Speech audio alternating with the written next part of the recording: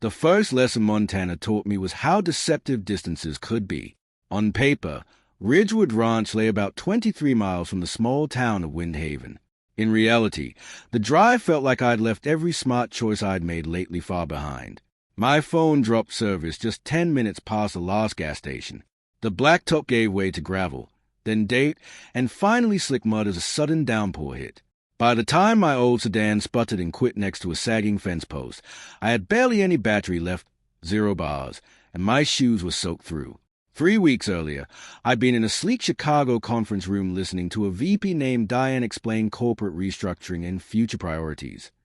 I'd created the last 3 major campaigns, mentored junior designers, and spent 7 years acting like complimentary pizza was adequate compensation. None of it counted once finance found someone cheaper. My apartment lease was ending soon, and my savings would stretch 2 months if I skipped anything that needed a fridge. Then my old college buddy Ben phoned and mentioned a rancher friend who needed seasonal help, lodging, meals, and real wages included. I accepted before even asking what the job actually required. The rain eased as headlights cut through the dark. A sturdy black truck pulled up, and the driver reached over to open the passenger door. He had strong, wide shoulders under a worn leather jacket, close-cropped dark hair, and a face shaped by years under vast skies rather than office lights. He studied me, my suitcase, and my ruined city shoes. Evan Miller. Depends. Are you here to help Evan Miller or run him off? I'm Lucas Ridgway.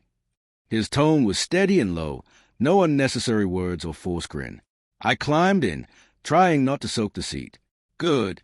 I'm definitely Evan. Lucas glanced at my abandoned car. You always bring your entire household. It's one suitcase. It rolls. That's usually a plus. He shifted into drive and warned that the track got rougher ahead. I watched the muddy path vanish behind us. You could have mentioned that in the job post. I said the ranch was isolated. Isolated and only reachable by four-legged transport are 2 different things. The edge of his mouth twitched, almost a smile. Ridgewood Ranch emerged slowly through the sheets of rain, sturdy fences, dark cattle dotting pale fields, a crimson barn with a metal roof, and a modest wooden home tucked under raw tall trees. It was striking in its rugged practicality, nothing fancy, everything built for real use. Lucas parked near the house and grabbed my suitcase before I could protest. I can manage it. I know. He carried it anyway. Inside, the air carried notes of pine, fresh brew, and a hearty meal from earlier. A single pair of work boots waited by the entrance. 1 jacket on a hook. 1 plate drying by the sink. The space didn't scream loneliness so much as quiet order for someone who'd long stopped expecting company. Lucas showed me the kitchen, bathroom, and the stubborn back door that jammed in bad weather. Then he led me across the yard to a small bunk cabin by the barn. A blue tarp partially covered the damaged roof. 1 window was boarded up, and water dripped steadily inside. That's the bunkhouse, he said. Was the bunkhouse. Storm ripped part of it open Tuesday. I thought I'd have it patched before you arrived. I peered at the drenched mattress and the bucket collecting leaks. I'm adaptable, but I draw the line at indoor showers. Back in the main house, Lucas pulled out a spare blanket and set it on the living room couch. The couch was narrow, aged, and too short for his frame by a good foot. When he pressed the cushion, a spring groaned like something wounded. I'll take this, he said. You take the bedroom until the roof's fixed. I stared. You're really going to sleep on that? I've had worse. That's not exactly comforting. It's my house. Exactly, which is why it's on you're banishing yourself from the only decent mattress. His jaw tightened. That was how Lucas showed irritation without extra words. There's only 1 bed, he stated. I glanced down the hole. I figured there wasn't a second one hidden somewhere. He repeated it slower. The obvious solution finally clicked, and oddly, it didn't embarrass me as much as it should have. Maybe unemployment had worn away my need to seem completely rational. Or maybe I was just exhausted. It's a bed, Ridgway. We're grown men. His gaze held mine a beat too long. Those eyes were deep brown with golden flecks when light hit them, warm against his otherwise composed features. You don't know me, Lucas said. I know you drove through the storm to get me, hauled my bag despite my protests, and offered to sleep on a couch clearly made for children. I'll risk it that you're not a threat. That how you been making choices lately? Seems so. Lucas looked out at the rain-lashed window. Work starts at 5. Is that a warning? It's a schedule. He eventually agreed, but only after setting ground rules like a formal treaty. I'd stay left side. He'd stay right. Separate blankets. No pillow theft. No talking once lights were out. I'd joke about signing paperwork. He said dinner was at 7. By then I'd changed into dry clothes and my only pair of boots, which Lucas inspected like a medic spotting preventable problem. Dinner was hearty stew, crusty bread, and long silences broken by my questions about livestock, fencing, and whether every creature on the property had murder on its mind. Lucas answered patiently, never making me feel foolish, though he did note, the bull won't be subtle about it. When I offered to clean up, he passed me a towel and washed while I dried. It felt strangely intimate for two strangers. That morning I'd been an unemployed designer with an uncertain future. Now I stood beside a rugged ranch in Montana, debating bowl storage. The bedroom was plain, wooden dresser, old lamp with a warm shade, a photo of Lucas with an older man in front of the barn. The bed was spacious enough for two if both were determined to keep distance.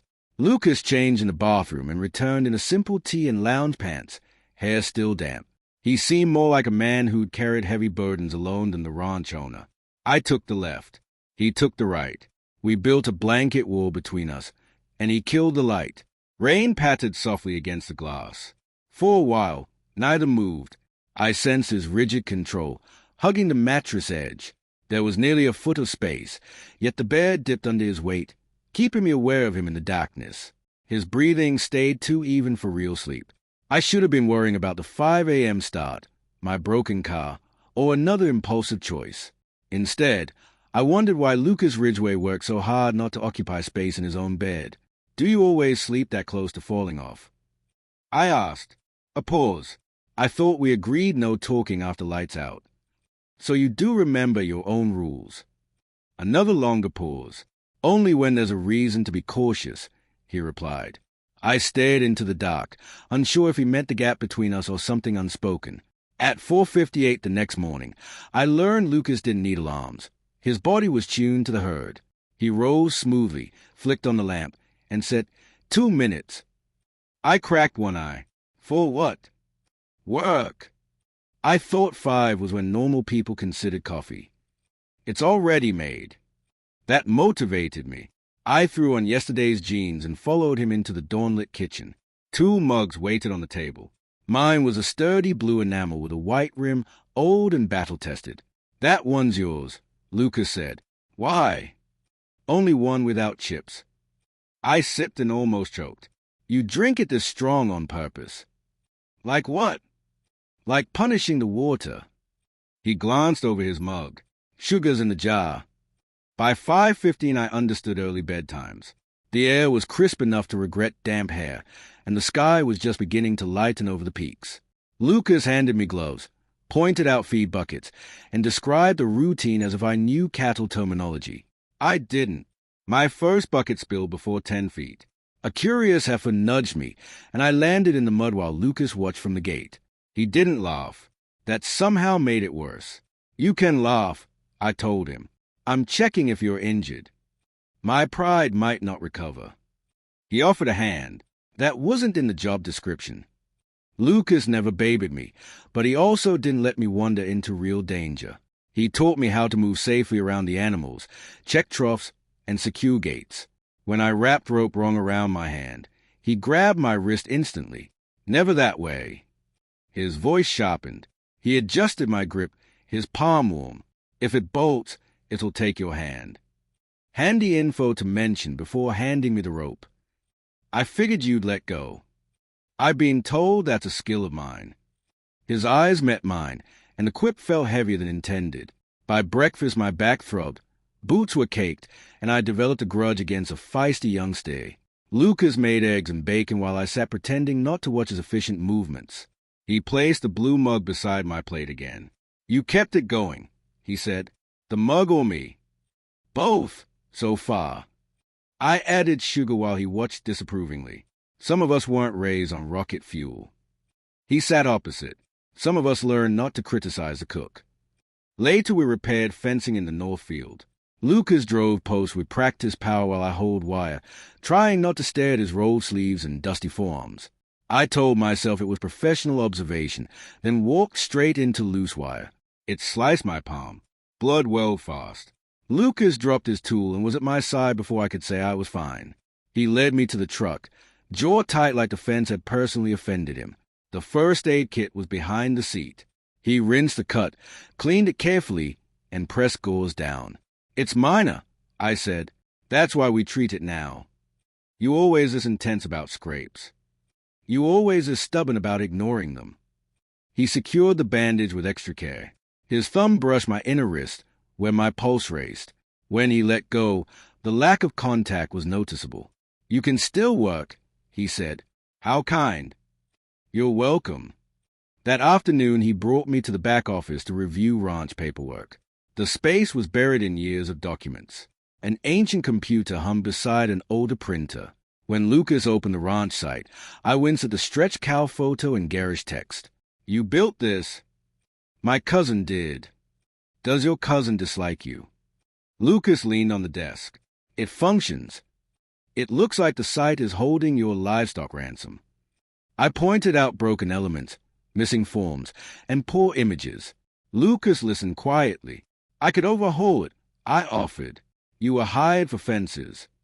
"You hired me because Ben said I needed the work. I know how to do tasks without risking lockjaw. I can't afford city designer fees." "Good. We're not in the city." He studied me. "What would you need?" Most people listed what they could give and hoped I was desperate.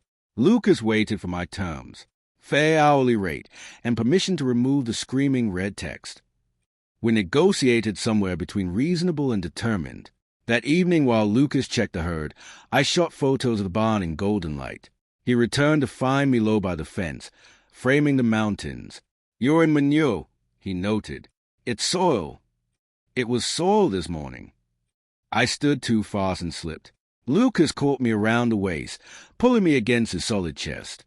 For a suspended moment, we stayed like that. I felt his strength through our clothes, smelled sun-warmed leather and honest effort. His grip tightened briefly before releasing. "What's your footing?" "I was distracted by your terrain." Dinner was leftover stew on the porch as twilight painted the fields gold. Lucas asked about Chicago. I described trains, biting winds, and the cafe where the staff knew my order but not me. He shared that the ranch had passed from his grandfather to his father to him. When I asked if he'd ever wanted to leave, he gazed at the pasture. "Everyone does at some point." He didn't elaborate. I lifted the blue mug. "Your brew got better. You added enough sugar to turn it into dessert. Yet you remembered the job on my spot." The bunkhouse roof stayed broken that week. The wood had warped, and the repair crew was delayed.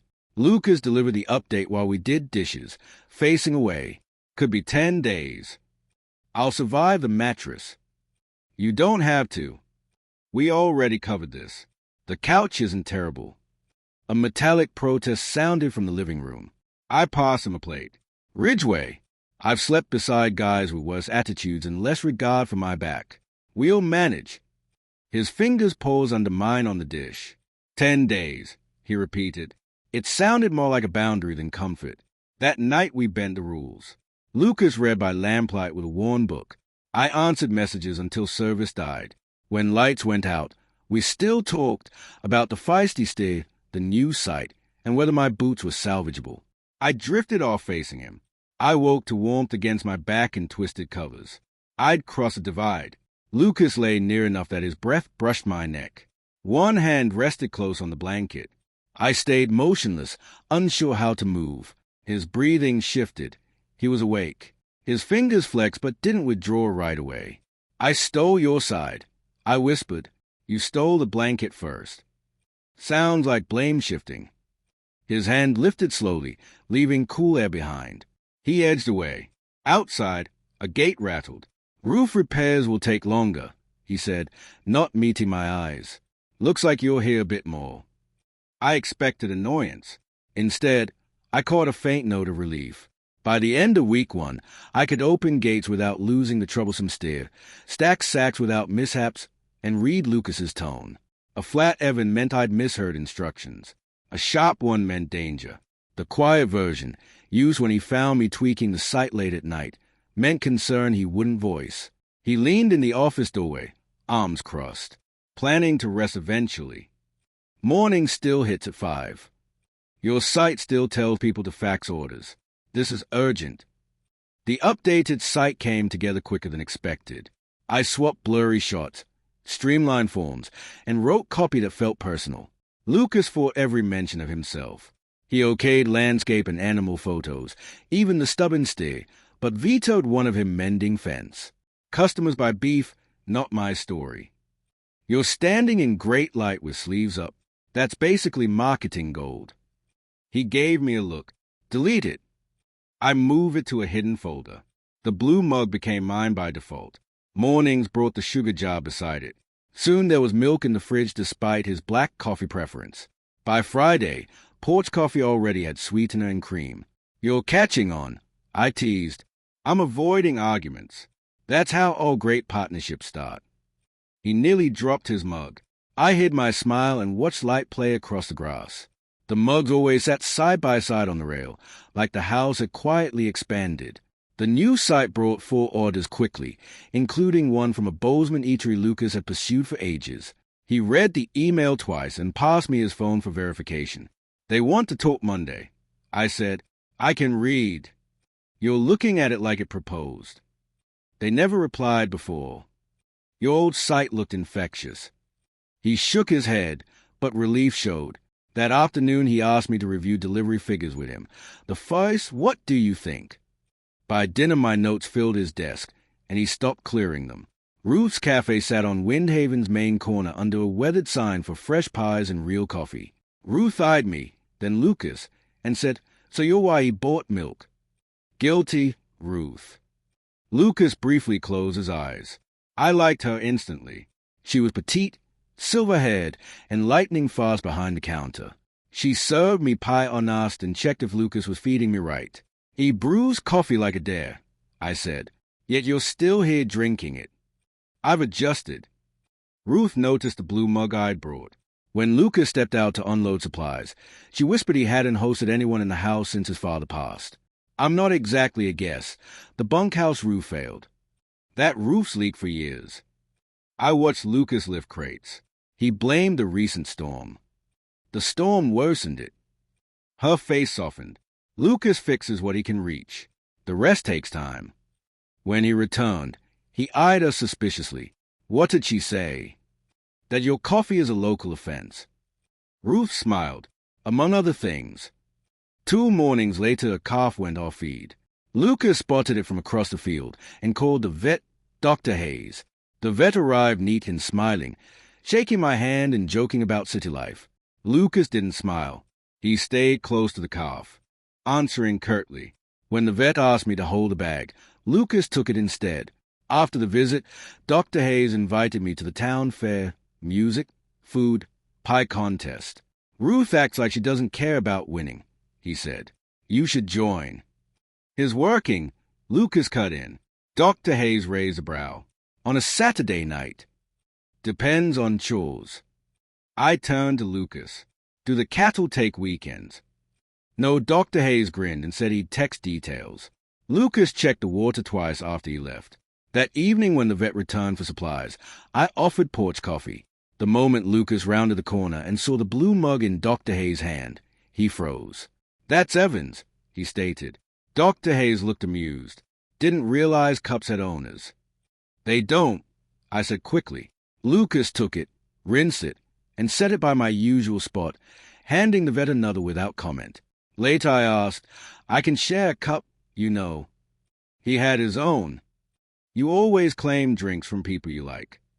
It was your mug. You say that like it's official property. He tightened the gate bolt. You use it daily. So I set it out for you.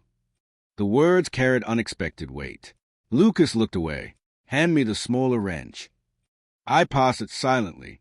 The comment lingered all afternoon. The calf's condition worsened overnight. We took shifts keeping it warm. Around midnight, I sat in the straw talking city nonsense while Lucas brought blankets. You can head inside. I'm okay. You've been up since 5. So have you. He crouched close. Our shoulders brushed. Most would have quit by now, he said. The job or the calf? Both. I met his eyes. You thought I would. I didn't know you then. You do now. Yeah, he said softly. I do. Near dawn, the calf recovered. Back at the house, the blue mug waited clean by the sink. We took coffee to the porch in silence. Exhaustion leaned me into his shoulder. Lucas didn't shift away. Instead, he adjusted to bear more of my weight. Sunrise touched the field with gold. It was quiet beauty that scared me. I was starting to recognize peace, and it looked like Lucas's shoulder under my cheek. That night after lights out, Lucas asked what came after summer. I said I wasn't sure. Maybe Chicago, maybe another firm, maybe wherever pay decided. You always let work pick your home, he asked. Easier than hoping a place chooses me. He turned toward me in the dark. Do you want me to stay through summer? Silence grew heavy. Then Lucas said, I'm starting to think summer's a real issue. He left it there. Saturday brought scorching heat. Ruth called twice urging Lucas to leave the ranch for non-feed reasons. Dr. Hayes texted fare details and cold beer. Lucas noticed every notification. Going? He asked while saddling a horse. I was thinking about it. Hayes will be there. That's how invites usually work. He yanked the strap tighter. Truck heads to town at 6. Are you going? Ruth needs help with tables. So this has nothing to do with supervising me around the friendly vet. His jaw flexed. Windhaven has 3 streets. Then I'll be fine. He walked the horse away. I felt smug for 5 seconds before questioning why his jealousy mattered. The fair filled 2 blocks with lights, music, and Ruth guarding pies fiercely. Lucas helped with setup. Dr. Hayes found me, handed me a beer, and introduced me around. We played games, and I won a stuffed animal. He held it up, joking about resemblance. I laughed, then glanced across and saw Lucas watching with intense stillness. Dr. Hayes noticed. I invited you for a break, not to start trouble. There's no trouble. Tell that to the guy staring like I touched his prized possession. Later, as music slowed, Dr. Hayes pulled me for a dance. We'd barely started when Lucas tapped my elbow. Storm's coming. Clouds loomed. Dr. Hayes checked. Still time. Lucas eyed the hand at my waist. Roads flood fast. I thanked the vet and followed Lucas to the truck. Rain started on the drive. You didn't have to. Leave early, Lucas said. You basically declared an emergency. You could have ridden with Hayes. He has a truck. So do you. Lucas's grip tightened.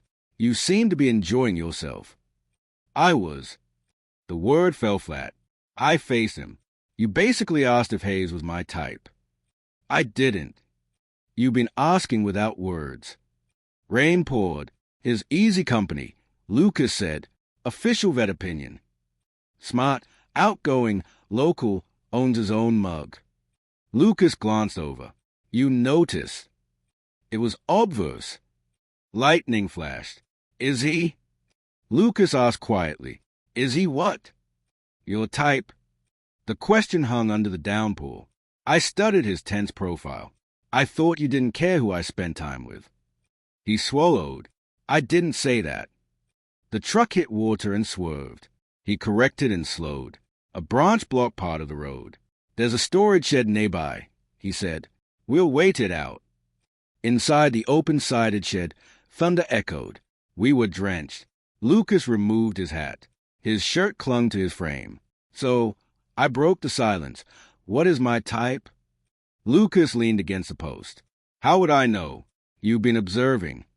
The careful distance he kept seemed to crack. Guys who talk plenty. That rules me out. Guys who know their work. Sometimes guys who can offer more than this ranch. The air thickened. I stepped closer.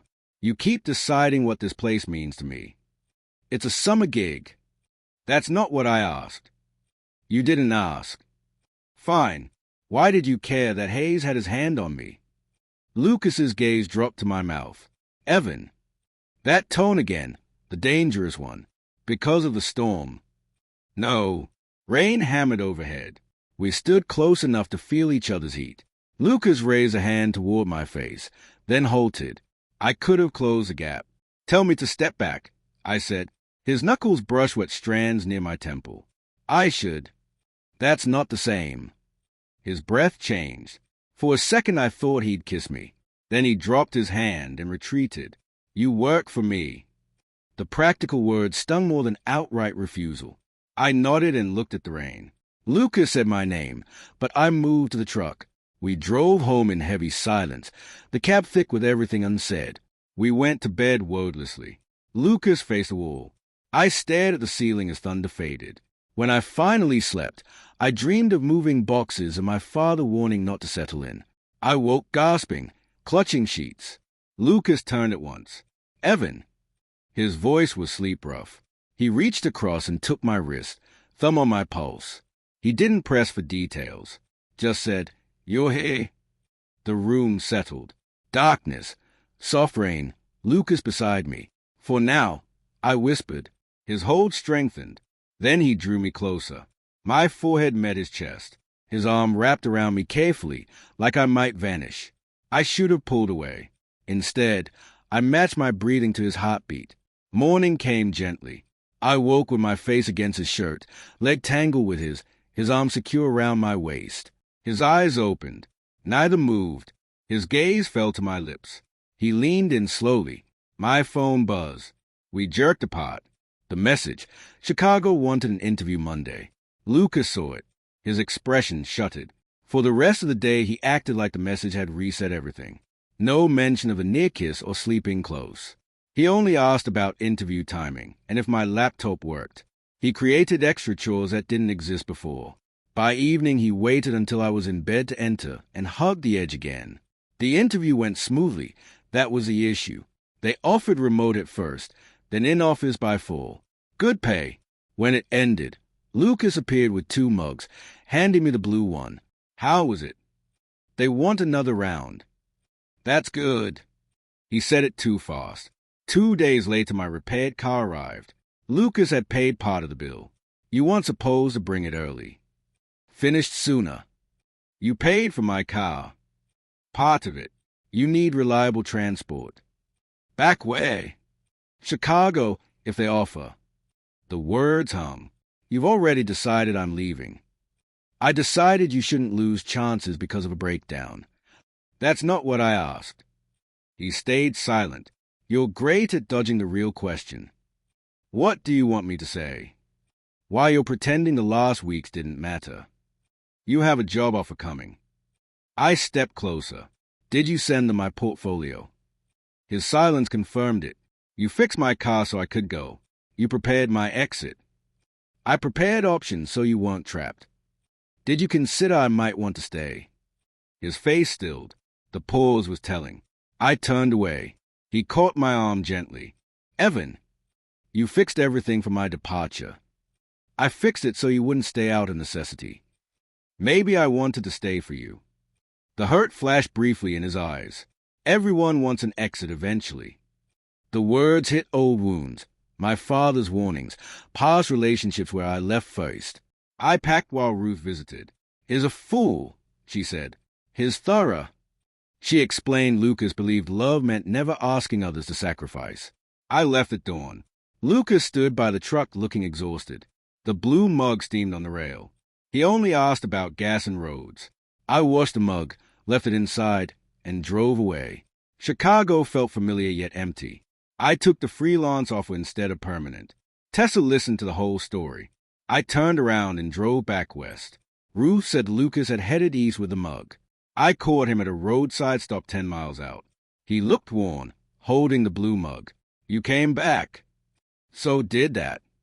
He admitted he'd only made it 10 miles. I was wrong, he said plainly. He feared I'd regret choosing the ranch like his father had regretted staying. You don't decide my regrets. He stepped close.